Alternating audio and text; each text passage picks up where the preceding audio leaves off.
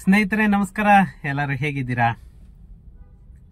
ನಾನು ನಿಮ್ಮ ಆರಾಮದ ಫ್ರೆಂಡ್ಸ್, ಎಲ್ಲರೂ ಚೆನ್ನಾಗಿದ್ದೀರಾ ಅಂದ್ಕೊಳ್ತೇನೆ. ಮತ್ತೆ ಇವತ್ತು ಒಂದು ತುಂಬಾನೇ ಮುಖ್ಯವಾದಂತಹ ವಿಷಯ ಅಂತಲೇ ಹೇಳಬೇಕು. ಯಾಕಂತ ಅಂದ್ರೆ ನಾವು ಕರ್ನಾಟಕದಲ್ಲಿರೋದು. ಈ ಕರ್ನಾಟಕ ಸರ್ಕಾರ ಇಂತಹ ವರೆಸ್ಟ್ ಸರ್ಕಾರ ಇಲ್ಲಿವರೆಗೂ ನನ್ನ ಅನುಭವದಲ್ಲಿ ಯಾವ ಸರ್ಕಾರನ ನೋಡಿರಲಿಲ್ಲ. ಆ ಥರ ಸರ್ಕಾರನ ನಾವು ಫಾರ್ಮ್ ಮಾಡಿಬಿಟ್ಟಿದೀವಿ. ಇವಾಗ ಈ ಹೇಳ್ತಾರಲ್ಲ, ಪಾಲಿಗೆ ಬಂದಿದ್ದು ಪಂಚಾಮೃತ ಅಂತ ಹೇಳ್ಬಿಟ್ಟು, ಪಾಲಿಗೆ ಬಂದಿದ್ದು ಪಂಚಾಮೃತ ಅಂತಂದೇಳೇನೆ ಸ್ವೀಕರಿಸಬೇಕು. ಯಾಕಂತ ಅಂದ್ರೆ ನಾವು ಇರೋದು ಆ ಪರಿಸ್ಥಿತಿಯಲ್ಲಿ ಇದ್ದೇವೆ. ಇವಾಗ ಆ ತರ ಪರಿಸ್ಥಿತಿಯಲ್ಲಿ ನಾವು ಸಿಕ್ಕಾಕೊಬಿಟ್ಟಿದೀವಿ. ಏನು ಮಾಡ್ಲಿಕ್ಕಾಗಲ್ಲ. ಇವರು ಮಾಡ್ತಾ ಇರೋ ಒಂದೊಂದು ಅನಾಚಾರನೂ ಬಯಲಿಗೆ ತರ್ತಾ ಇದ್ರೆ ದಿನ ಬೆಳಗಾಯ್ತು ಅಂತಂದ್ರೆ ಬರೀ ಇವ್ರ ಬಗ್ಗೆನೇನೆ ಮಾತಾಡೋದೇ ಜೀವನ ಆಗೋಗ್ಬಿಡುತ್ತೆ. ಯಾಕಂದ್ರೆ ಇಂತಹ ವರೆಸ್ಟ್ ಗವರ್ನಮೆಂಟ್ ಅನ್ನ ಇಲ್ಲಿವರೆಗೂ ನಾನು ನಿಜವಾಗೂ ನೋಡಿಲ್ಲ ಅಂತಲೇನೆ ಹೇಳ್ಬೇಕು. ಯಾಕಂತಂದ್ರೆ ಪಕ್ಷ ಯಾವುದು ಅನ್ನೋದಲ್ಲ, ಬಟ್ ಜನಗಳಿಗೆ ಮಾತ್ರ ಎಷ್ಟು ತೊಂದರೆ ಕೊಡ್ತಾವ್ರೆ ಅಂತಂದ್ರೆ, ಇಲ್ಲಿವರೆಗೂ ಯಾವುದೇ ಸರ್ಕಾರನೋ ಅವ್ರು ಏನಾದ್ರೂ ಮಾಡ್ಕೊಂಡ್ಲಿ, ದುಡ್ಡು ಅವ್ರು ಹೆಂಗಾದ್ರೂ ಇದ್ ಮಾಡ್ಕೊಂಡು ಹೋಗ್ಲಿ, ಅದು ಸೆಕೆಂಡ್ರಿ. ಬಟ್ ಜನಗಳಿಗೆ ಇಷ್ಟೊಂದು ತೊಂದರೆ ಕೊಟ್ಟಂತಹ ಮೊದಲನೇ ಸರ್ಕಾರ ಅಂತಂದ್ರೆ ಇದೆ ಅಂತ ತಿಳ್ಕೊಂತೀನಿ. ಯಾಕಂದ್ರೆ ಎಲ್ಲರೂ ದುಡ್ಡು ಮಾಡ್ಲಿಕ್ಕಾಗೇನೇನೆ ರಾಜಕೀಯಕ್ಕೆ ಬರ್ತಾರೆ. ಬಟ್ ದುಡ್ಡು ಮಾಡ್ಕೊಳ್ತಿದ್ದಾರೆ ಇವರು. ಜನಗಳಿಗೆ ಕೊಡೋವಷ್ಟು ತೊಂದರೆನೂ ಕೊಡ್ತಾ ಇದ್ದಾರೆ. ಈ ತರ ಕ್ರಿಟಿಕಲ್ ಸಿಚುಯೇಷನ್ಗೆ ತಂದಂತಹ ಮೊದಲನೇ ಸರ್ಕಾರ ಅಂತಲೇನೆ ನಾನು ನಿಜವಾಗೂ ಹೇಳ್ತೀನಿ. ಯಾಕಂದ್ರೆ ಜನ ಈ ನೋಟ್ ಬ್ಯಾನ್ ಆದಾಗ ಆಗ್ಬೋದು, ಅಥವಾ ಕರೋನಾ ಟೈಮಲ್ಲಿ ಆಗ್ಬೋದು, ಇಷ್ಟೊಂದು ಅನುಭವಿಸಿರ್ಲಿಲ್ಲ. ಆ ತರ ತೊಂದರೆನ ಇವಾಗ ಅನುಭವಿಸ್ತಾ ಇದ್ದಾರೆ. ನಾನು ಸರ್ಕಾರಕ್ಕೆ ಒಂದೇ ಒಂದು ಮಾತು ಹೇಳೋದಕ್ಕೆ ಇಷ್ಟಪಡ್ತೇನೆ. ನಿಮ್ಮ ಬೇಳೆ ಬೇಯಿಸ್ಕೊಳ್ಳೋಕ್ಕೋಸ್ಕರ ಪಬ್ಲಿಕ್ ಜೊತೆ ಆಟ ಆಡ್ಬೇಡಿ. ನೀವು ಮಾಡ್ತಾ ಇರೋದು ಈ ಡಿಜಿಟಲೈಸು ಎಲ್ಲ ಓಕೆ, ಬಟ್ ಒಂದು ರಾಂಗ್ ಸ್ಟೇಟ್ಮೆಂಟ್ಗಳನ್ನ ಏನೋ ಕೊಡ್ತಿದ್ದೀರಾ. ಬಿ ಖಾತಾ ಕೊಟ್ರೆ, ಬಿ ಖಾತಾ ಮಾಡಿಸ್ಕೊಂಡ್ರೆ ನೀವು ಟ್ಯಾಕ್ಸ್ ಪೇ ಮಾಡಿಬಿಟ್ಟು ಪ್ರತಿಯೊಂದು ಫೆಸಿಲಿಟಿನೂ ನಿಮ್ಗೆ ಸಿಗುತ್ತೆ ಅಂತ ಇವರು ಸ್ಟೇಟ್ಮೆಂಟ್ ಕೊಟ್ಟಿದ್ದು ಸ್ಟಾರ್ಟಿಂಗ್ ಅಲ್ಲಿ. ಇವಾಗ ಸುಪ್ರೀಂ ಕೋರ್ಟ್ ನೆನ್ನೆದ ಮೊನ್ನೆ ಆದೇಶ ಮಾಡ್ತಾ, ಸುಪ್ರೀಂ ಕೋರ್ಟ್ ಆದೇಶ ಮಾಡಿ ಎಷ್ಟೋ ದಿನ ಆಗೋಗಿದೆ ಈ ಖಾತಾ ವಿಷಯದಲ್ಲಿ. ಇವಾಗ ಬೇರೆ ಸ್ಟೇಟ್ ಅಲ್ಲೆಲ್ಲಾನು ಅದು ಸುಪ್ರೀಂ ಕೋರ್ಟ್ ಆದೇಶ ಕೂಡ ರಾಜ್ಯ ಸರ್ಕಾರಕ್ಕೆ ಬಿಟ್ಟಿರೋದದು. ರಾಜ್ಯ ಸರ್ಕಾರ ಡಿಸಿಷನ್ ತಗೊಳ್ಬೋದು. ಅದನ್ನ ರಾಜ್ಯ ಸರ್ಕಾರ ಏನಾದ್ರೂ ಇದ್ರೆ ತಿದ್ದುಪಡಿ ಮಾಡ್ಕೊಳ್ಬಹುದು. ಅದನ್ನ ಅದು ಒಂದು ಯಾವುದೇ ಒಂದು ಸ್ಟೇಟ್ ಗವರ್ನಮೆಂಟಿಗೆ ಆ ರೈಟ್ಸ್ ಇದೆ, ಆ ಪವರ್ ಕೊಟ್ಟಿದ್ದಾರೆ. ಬೇರೆ ಸ್ಟೇಟ್ ಅಲ್ಲಿ ನಮ್ಮ ಅಕ್ಕಪಕ್ಕದ ಆಂಧ್ರ ಆಗ್ಬೋದು, ತಮಿಳುನಾಡು ಆಗ್ಬೋದು, ಕೇರಳ ಆಗ್ಬೋದು, ಯಾವುದೇ ರಾಜ್ಯದಲ್ಲಿ ಈ ತರ ಇಲ್ಲದೆ ಇರೋ ಅಂತದ್ದು ಇವರು ಹೊಸದಾಗಿ ಪ್ಲಾನ್ ಅಪ್ರೂವಲ್ ಮಾಡ್ಕೊಂಡ್ರೆ ನಿಮ್ಗೆ ಇದು, ಸಿಸಿ ತಗೊಂಡ್ರೆ ನಿಮ್ಗೆ ಬೇಸಿಕ್ ಕಮ್ಯುನಿಟೀಸು, ಓಸಿ ತಗೊಂಡ್ರೆ ಮಾತ್ರ ನಿಮ್ಗೆ ಬೇಸಿಕ್ ಕಮ್ಯುನಿಟೀಸು. ಬಿ ಖಾತಾ ಮಾಡಿದ ಮೇಲೆ ರಿಜಿಸ್ಟ್ರೇಷನ್ ಬಿಡ್ತಾ ಇಲ್ಲ. ಯಾಕೆ? ಬಿ ಖಾತಾ ಮಾಡ್ಕೊಂಡಿದ್ದಾರೆ, ನಿಮಗ್ ಬರೋ ಟ್ಯಾಕ್ಸ್ ಬಂದಿದೆ, ಕಂದಾಯ ಎಲ್ಲ ಕ್ಲಿಯರ್ ಮಾಡಿದ್ದಾರೆ. ಟ್ಯಾಕ್ಸ್ ಇದು ರಿಜಿಸ್ಟ್ರೇಷನ್ ಮಾಡೋದಕ್ಕೆ ಯಾಕೆ ಹೋಲ್ಡ್ ಮಾಡಿದ್ದೀರಾ? ಏನಕ್ಕೆ ಲಾಕ್ ಮಾಡಿದ್ದೀರಾ ಸಬ್ ರಿಜಿಸ್ಟರ್ ಅಲ್ಲಿ?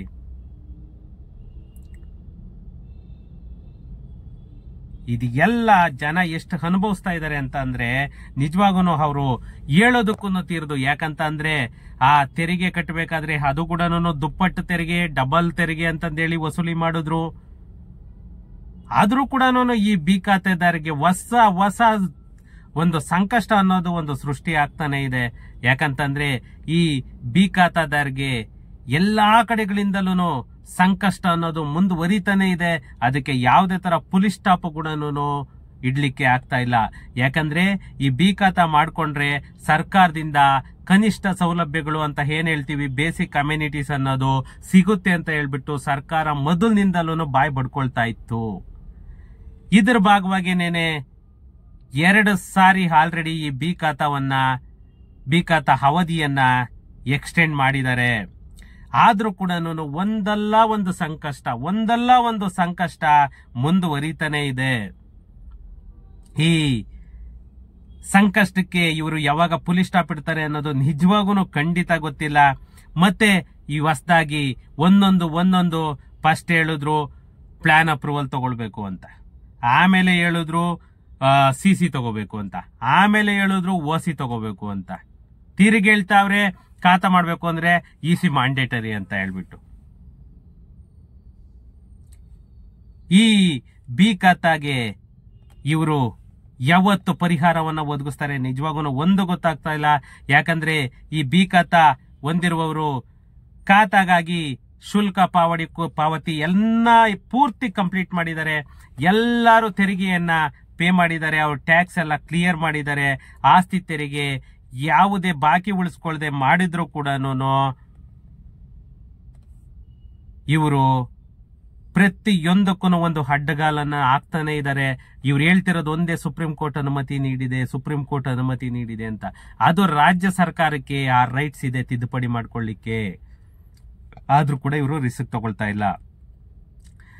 ಕಟ್ಟಡ ನಕ್ಷೆ ಮಂಜೂರು ಮತ್ತೆ ಸ್ವಾಧೀನ ಪ್ರಮಾಣ ಪತ್ರ ಇಲ್ಲದೆ ಇರುವಂತಹ ಯಾವುದೇ ಕಟ್ಟಡಗಳಿಗೆ ನೀರು ಮತ್ತೆ ವಿದ್ಯುತ್ ಸಂಪರ್ಕವನ್ನ ಕಲ್ಪಿಸಬಾರದು ಅಂತ ಹೇಳ್ಬಿಟ್ಟು ಏನು ಸುಪ್ರೀಂ ಕೋರ್ಟ್ ಅನುಮತಿ ನೀಡಿತು.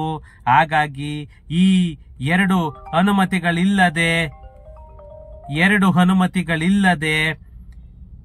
ನಮ್ಮ ಕರ್ನಾಟಕ ಸರ್ಕಾರದಿಂದ ಯಾವುದೇ ಬೇಸಿಕ್ ಅಮ್ಯುನಿಟೀಸ್ ಅನ್ನೋದು ಸಿಗೋದಿಲ್ಲ.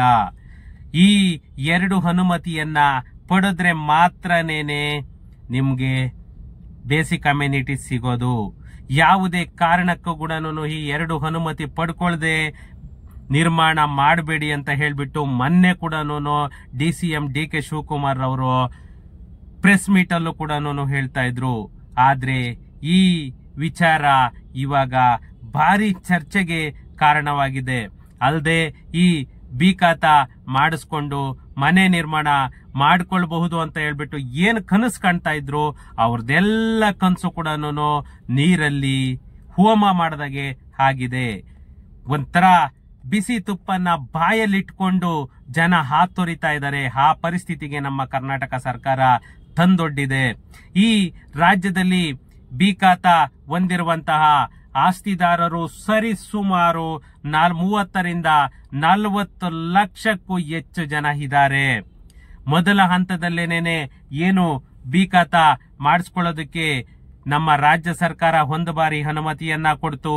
ಆವಾಗ ಸುಮಾರು ಲಕ್ಷಾಂತರ ಜನ ಈ ಖಾತಾವನ್ನ ಮಾಡಿಸ್ಕೊಂಡ್ರು.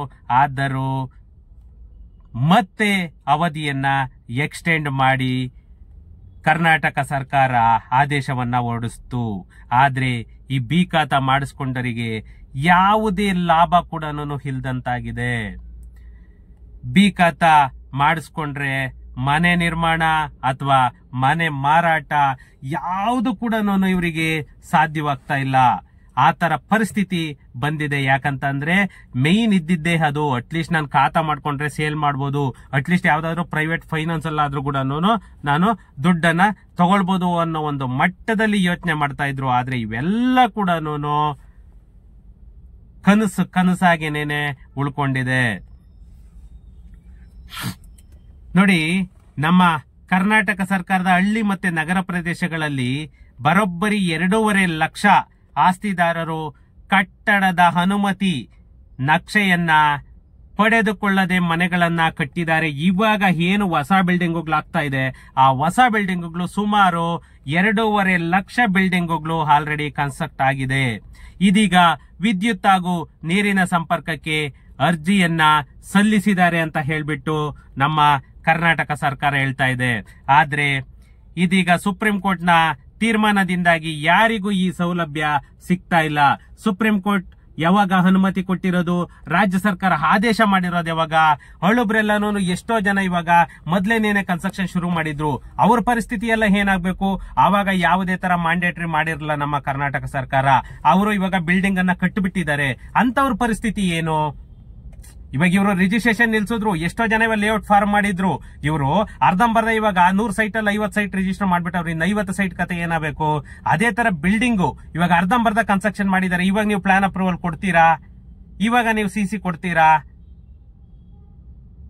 ಇದು ನಮ್ಮ ಕರ್ನಾಟಕದ ಜನಗಳಿಗೆ ಉದ್ಭವವಾಗ್ತಾ ಇರುವಂತಹ ಪ್ರಶ್ನೆ.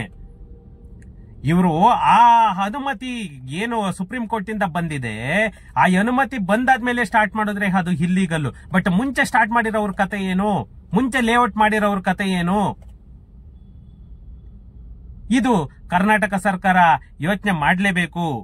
ಯಾಕಂತಂದ್ರೆ ಈ ವಿಚಾರವಾಗಿ ನಮ್ಮ ಕರ್ನಾಟಕ ಸರ್ಕಾರ ಕಾನೂನು ಸಲಹೆಯನ್ನು ಕೂಡ ಪಡೆದುಕೊಳ್ಳೋದಕ್ಕೆ ಮುಂದೆ ಬರ್ತಾ ಇದೆ. ಇನ್ನು ಈ ರಾಜ್ಯ ಸರ್ಕಾರ ಬಿ ಖಾತಾ ಅನುಮತಿ ಕೊಡುವ ಸಂದರ್ಭದಲ್ಲಿ ಈ ಸಮಸ್ಯೆಗಳಿಗೆ ಪರಿಹಾರ 100% ಸಿಗಬಹುದು ಅಂತಲೇನೆ ಅಂದಾಜಿಸಲಾಗಿತ್ತು. ಆದ್ರೆ ಈ ಲೆಕ್ಕಾಚಾರಗಳು ಎಲ್ಲನೂ ತಲೆ ಕೆಳಕಾಗೋದ್ವು. ಬಿ ಖಾತಾ ಒಂದು ತಗೋಬಿಟ್ರೆ ಪ್ರತಿಯೊಂದು ಕೂಡ ಕ್ಲಿಯರ್ ಆಗುತ್ತೆ ಅಂತಲೇನೆ ಇವ್ರು ಹೇಳ್ಕೊಂಡ್ ಬಂದ್ರು. ಆದರೆ ಯಾವುದೇ ಪ್ರಯೋಜನ ಇಲ್ಲದೆ ಆಯ್ತು. ಬಿ ಖಾತಾ ಮಾಡಿ ಕೂಡ ಇವರು ಏನಕ್ಕಾಗಿ ಬಿ ಖಾತಾ ಮಾಡಿದ್ರು? ಇವರ ಬಕ್ಕಸ ತುಂಬಿಕೊಳ್ಳೋದಕ್ಕೆ, ಇವರಿಗೆ ಟ್ಯಾಕ್ಸ್ ಬರ್ಲಿ ಅಂತ ಹೇಳ್ಬಿಟ್ಟು, ಇವರ ಖಜಾನೆ ತುಂಬಲಿ ಅಂತ ಹೇಳ್ಬಿಟ್ಟು. ಯಾಕೆ ಮೊದ್ಲು ಸುಪ್ರೀಂ ಕೋರ್ಟ್ ಆದೇಶ ಇವ್ರಿಗೆ ಗೊತ್ತಿರ್ಲಿಲ್ವಾ? ಸುಪ್ರೀಂ ಕೋರ್ಟ್ ಅನುಮತಿ ಏನ ನೀಡಿದೆ ಅಂತ ಗೊತ್ತಿರ್ಲಿಲ್ವಾ? ಬಟ್ ಇವತ್ತು ಕೂಡ ಸೈಟ್ಗಳಿಗೆಲ್ಲಾನು ಇವರು ಖಾತಾ ಟ್ಯಾಕ್ಸ್ ಕಟ್ಟಿಸ್ಕೊಳ್ಳೋವರೆಗೂ ಏನು ಹೇಳಲ್ಲ. ಟ್ಯಾಕ್ಸ್ ಎಲ್ಲ ಕಟ್ಟಿಸ್ಕೊಂಡು ಖಾತಾಗೆ ಅಪ್ಲೈ ಮಾಡಿಸ್ಕೊಳ್ತಾ ಇದ್ದಾರೆ. ಖಾತಾಗ ಅಪ್ಲೈ ಮಾಡಿಸ್ಕೊಂಡು ಆಮೇಲೆ ರಿಜೆಕ್ಟ್ ಮಾಡ್ತಾ ಇದ್ದಾರೆ. ಇದು ಸರ್ಕಾರ ಆಡ್ತಾ ಇರುವಂತಹ ಒಂದು ಗೇಮ್. ವೆಬ್ಸೈಟ್ ಅಲ್ಲಿ ಆಪ್ಷನ್ ಬಿಟ್ಟಿದ್ದಾರೆ ಖಾಲಿ ನಿವೇಶನ ಅಂತ ಹೇಳ್ಬಿಟ್ಟು. ಖಾಲಿ ನಿವೇಶನಕ್ಕೆ ಅವ್ರಿಗೆ ರಿಜೆಕ್ಟ್ ಮಾಡೋದಕ್ಕೆ ಒಂದೇನೇನೆ ಈ ಎಲೆಕ್ಟ್ರಿಸಿಟಿ ಬಿಲ್ ಇಲ್ಲ ಅಂತ. ಎಲೆಕ್ಟ್ರಿಸಿಟಿ ಬಿಲ್ ಖಾಲಿ ಸೈಟ್ ಬರುತ್ತಾ? ಮಾನ್ಯ ಡಿ ಕೆ ಶಿವಕುಮಾರ್ ಅವರೇ, ಖಾಲಿ ಸೈಟ್ ಬರುತ್ತೇನ್ರಿ ಇದು? ನಾನ್ ಕೇಳೋದು ಇದೊಂದೇನೇನೆ. ಖಾಲಿ ಸೈಟ್ಗಳಿಗೆ ಇವ ನಿಮ್ಮವರು ರಿಜೆಕ್ಟ್ ಮಾಡ್ತಾ ಇರೋದು ಅದಕ್ಕೆ ಬಿಲ್ ಇಲ್ಲ ಅಂತ ಹೇಳ್ಬಿಟ್ಟು. ನೀವೇನು ಬಿಲ್ ಇಲ್ಲ ಅಂತಂದೇಳಿ ರಿಜೆಕ್ಟ್ ಮಾಡ್ತಾ ಇದ್ರೆ ಅದೊಂದೇ ರೀಸನ್ ತೋರಿಸ್ತಾ ಇರೋದು. ನಿಮ್ಮವರು ಯಾರು ಹಾರ್ವೋಗ್ಲಿದ್ದಾರೆ ಅವರು ತೋರಿಸ್ತಾ ಇರೋದು ಅದಕ್ಕೆ ಎಲೆಕ್ಟ್ರಿಸಿಟಿ ಬಿಲ್ ಇಲ್ಲ ಅಂತ ಹೇಳ್ಬಿಟ್ಟು. ಆ ಎಲೆಕ್ಟ್ರಿಸಿಟಿ ಬಿಲ್ ಎಲ್ಲಿಂದ ಬರುತ್ತೆ ನಿಮ್ಗೆ ಖಾಲಿ ಸೈಟ್ಗಳಿಗೆ? ನಿವೇಶನ ಅಂತ ಆಪ್ಷನ್ ಏನು ಕೊಟ್ಟಿದ್ದೀರಾ ವೆಬ್ಸೈಟ್ ಅಲ್ಲಿ? ಆ ಖಾಲಿ ನಿವೇಶನ ಅಂತ ವೆಬ್ಸೈಟ್ ಅಲ್ಲಿ ಕೊಟ್ಟಿದ್ದೀರಾ. ಆ ಖಾಲಿ ನಿವೇಶನ ಅಂತ ಕೊಟ್ಟಾದ್ಮೇಲೆ ಆ ಖಾಲಿ ನಿವೇಶನಕ್ಕೆ ನಿಮ್ಗೆ ಎಲೆಕ್ಟ್ರಿಸಿಟಿ ಬಿಲ್ ಬರುತ್ತಾ? ಒಂದು ವೆಬ್ಸೈಟ್ ಫಾರ್ಮ್ ಮಾಡಬೇಕಾದ್ರೆ, ಡೆವಲಪ್ಮೆಂಟ್ ಮಾಡಬೇಕಾದ್ರೆ ನೀವೆಲ್ಲಾ ತರದ ಆಪ್ಷನ್ಗಳನ್ನ ನೋಡ್ಕೋಬೇಕು. ಇವತ್ತು ಹಾರ್ವಗಳಿಗೆ ಅದೊಂದೇ ರೀಸನ್, ಅದೊಂದೇ ಸರ್ಕ್ಯುಲರ್ ತೋರಿಸ್ತಾ ಇದ್ದಾರೆ. ಖಾಲಿ ನಿವೇಶನಗಳಿಗೆ ನಮ್ಗೆ ಸರ್ಕಾರದಿಂದ ಅನುಮತಿ ಕೊಟ್ಟಿಲ್ಲ ಅಂತ ಹೇಳ್ಬಿಟ್ಟು. ಕೃಷ್ಣ ಬೈರೇಗೌಡರು ನೋಡಿದ್ರೆ ಎಲ್ಲ ಕಡೆ ಡ್ರಾಫ್ಟ್ಗಳು ಕ್ರಿಯೇಟ್ ಮಾಡಿಸ್ತಾ ಇದ್ದಾರೆ ಸೈಟ್ಗಳಿಗೆಲ್ಲ. ಏನ್ ಅನ್ಕೋಬೇಕಿದ್ರನ್ನ? ನಾನೇ ಸುಮಾರು ಖಾತಾಗಳಿಗೆ ಅಪ್ಲೈ ಮಾಡಿದ್ದೀನಿ, ಎಲ್ಲ ಡ್ರಾಫ್ಟ್ ಖಾತಾಗಳು ಬರ್ತಾ ಇದೆ. ಆಮೇಲೆ 60 ದಿನ ಅಂತ ಮೆಸೇಜ್ ಬರ್ತಾ ಇದೆ, 60 ದಿನದೊಳಗಡೆ ನಿಮ್ಗೆ ಫೈನಲ್ ಖಾತಾ ಸಿಗುತ್ತೆ ಅಂತ ಹೇಳ್ಬಿಟ್ಟು. ಆದ್ರೆ ಎಷ್ಟೋ ಜನದ್ದು ನೋಡಿದ್ರೆ, ಉದಾಹರಣೆಗಳನ್ನ ನೋಡಿದ್ರೆ ನೀವು ರಿಜೆಕ್ಟ್ ಮಾಡಿರ್ತಾ ಇದಾರೆ ನಿಮ್ಮ ಆರ್ವಗಳು. ಯಾಕೆ ಅಂತಂದ್ರೆ ಎಲೆಕ್ಟ್ರಿಸಿಟಿ ಬಿಲ್ ಇಲ್ಲ ಅದಕ್ಕೆ ಅಂತ ಹೇಳ್ತಾರೆ. ಸೈಟ್ಗಳಿಗೆ ಎಲೆಕ್ಟ್ರಿಸಿಟಿ ಬಿಲ್ ಬರುತ್ತಾ? ಇಷ್ಟು ಕಾಮನ್ ಸೆನ್ಸ್ ಇಲ್ಲದೆ ನಮ್ಮ ಕರ್ನಾಟಕ ಸರ್ಕಾರನ ಫಾರ್ಮ್ ಮಾಡಿ ನಮ್ಮ ಕರ್ನಾಟಕ ಸರ್ಕಾರನ ನಡೆಸ್ತಾ ಇದ್ದಾರೆ ಅಂತ ಮೇಧಾವಿಗಳು ನಮ್ಮ ಕರ್ನಾಟಕ ಸರ್ಕಾರದಲ್ಲಿ ಇರುವಂತದ್ದು. ಯಾಕಂದ್ರೆ ಯಾವುದೇ ಒಂದು ಕಾನ್ಸೆಪ್ಟ್ ತರಬೇಕು ಅಂದ್ರೆ ಕಾನೂನು ಸಲಹೆ ಪಡ್ಕೋಬೇಕು. ನಾಳೆ ಪಬ್ಲಿಕ್ ಏನಾದ್ರೂ ಅದರಿಂದ ತೊಂದರೆ ಆಗುತ್ತಾ? ಅದು ಆ ಕೆಲಸ ಸುಗಮವಾಗಿ ಹೋಗುತ್ತಾ? ನಾವಿದ್ ಮಾಡಿದ್ರೆ ಅದೇನು ಮಾಡ್ತಾ ಇಲ್ಲ ಇವರು. ಇವ್ರಿಗೆ ಇಷ್ಟ ಬಂದಾಗೆ ಎಲ್ಲಾನು ಪ್ರಪೋಸಲ್ ತರ್ತಾ ಇದ್ದಾರೆ. ಅದಕ್ಕೆ ಅಪ್ರೂವಲ್ ರಾಜ್ಯಪಾಲರು ಅನುಮತಿಯನ್ನ ಕೂಡ ಕೊಡ್ತಾ ಇದ್ದಾರೆ. ಇದು ನಮ್ಮ ಕರ್ನಾಟಕ ಸರ್ಕಾರದಲ್ಲಿ ಆಗ್ತಾ ಇರುವಂತಹ ಒಂದು ಮೇಜರ್ ಡಿಫಾಲ್ಟ್. ಫ್ರೆಂಡ್ಸ್, ಈ ನಮ್ಮ ಕರ್ನಾಟಕ ಸರ್ಕಾರದ ಬಗ್ಗೆ ಎಷ್ಟೇ ಮಾತಾಡ್ತಾ ಇದ್ರು ಕೂಡ ಪ್ರಯೋಜನ ಇಲ್ಲ. ಯಾರೇ ಮನೆ ಕಟ್ಟಬೇಕಂದ್ರೂ ಕೂಡ ಸ್ವಲ್ಪ ಪ್ಲಾನ್ ಅಪ್ರೂವಲ್ ತಗೊಂಡೇನೆ, CC/OC ತಗೊಂಡೇನೆ ನೀವೆಲ್ಲ ಕೆಲಸ ಮುಗಿಸ್ಕೊಳ್ಳಿ. ಯಾಕಂದ್ರೆ CC ತಗೊಂಡೆ ಕನ್ಸ್ಟ್ರಕ್ಷನ್ ಶುರು ಮಾಡಿ ಕಂಪ್ಲೀಟ್ ಆಗ್ತಿದ್ದಾಗೆ OC ಕೂಡ ಕೊಡ್ತಾರೆ. ಅದೇ ತರನೇನೆ ಹೋಗಿ, ಯಾಕಂದ್ರೆ ಆ ಕಾನೂನನ್ನ ಮೀರಿ ನೀವು ಕನ್ಸ್ಟ್ರಕ್ಷನ್ ಶುರು ಮಾಡಿದ್ರು ಕೂಡ ಪ್ರಯೋಜನ ಇಲ್ಲದೆ ಆಗ್ಬಿಡುತ್ತೆ. ಆದ್ರಿಂದ ಎಲ್ಲರೂ ಏನು ಲೀಗಲ್ ಇದೆ ಅದ್ರ ಪ್ರಕಾರನೇ ಹೋಗಿ. ಫ್ರೆಂಡ್ಸ್, ಸಿಗೋಣ ನೆಕ್ಸ್ಟ್ ವಿಡಿಯೋದಲ್ಲಿ. ಮತ್ತೆ ಅದಕ್ಕಿಂತ ಮುಂಚೆ ನನ್ನ ಚಾನೆಲ್ ಅನ್ನ ಯಾರೆಲ್ಲ ಸಬ್ಸ್ಕ್ರೈಬ್ ಮಾಡ್ಕೊಂಡಿಲ್ಲ, ಪ್ಲೀಸ್ ಹೊಸಬ್ರು ಯಾರ್ಯಾರು ನೋಡ್ತಾ ಇದ್ದೀರಾ ಅವರೆಲ್ಲನೂ ಸಬ್ಸ್ಕ್ರೈಬ್ ಮಾಡ್ಕೊಳ್ಳಿ. ಹಾಗೇನೆ ನನ್ನ ವಿಡಿಯೋಸ್ ಅನ್ನ ಶೇರ್ ಮಾಡೋ ಮುಖಾಂತರ ನನಗೆ ಸಪೋರ್ಟ್ ಮಾಡಿ ಅಂತ ಹೇಳ್ತಾ ಸಿಗೋಣ ನೆಕ್ಸ್ಟ್ ವಿಡಿಯೋದಲ್ಲಿ. Thank you.